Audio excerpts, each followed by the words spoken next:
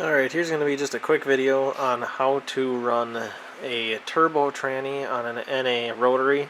It's pretty simple. If you look here, I've got a lightweight flywheel paired up with a counterweight. So you have the rear counterweight that sits on the back side of the motor here. Sits in just like your normal flywheel would here. Makes this seal with the main seal, the rear main, and then obviously you got your E shaft here. That counterweight sits down in here and with the key right here that I just about dropped in the motor, and that is what kind of keeps it in time, keeps the counterweight in line with the front counterweight. So what I've got over here is the rear counterweight mounted on the lightweight flywheel, and then I've got a front counterweight that actually matches this rear counterweight. So for me, I'm using an S5 motor, so I have an S5 front counterweight and an S5 rear counterweight, both of which I believe are also meant for an FD, but I think the FD front counterweight has a larger thrust bearing surface, so I'm going to have to look into that for running that with this motor.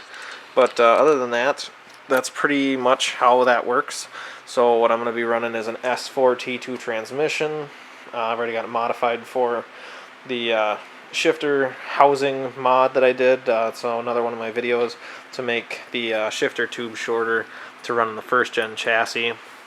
Pretty simple.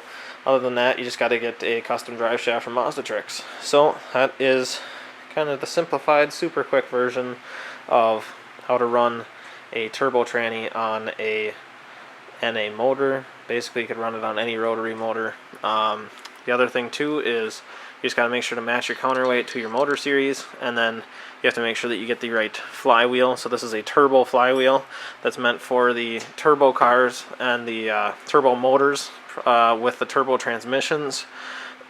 Then you can run that on an NA motor, but you need to run the turbo transmission and a turbo starter in the turbo bell housing of the turbo transmission. So everything kind of has to be turbo, except the counterweights have to match your motor.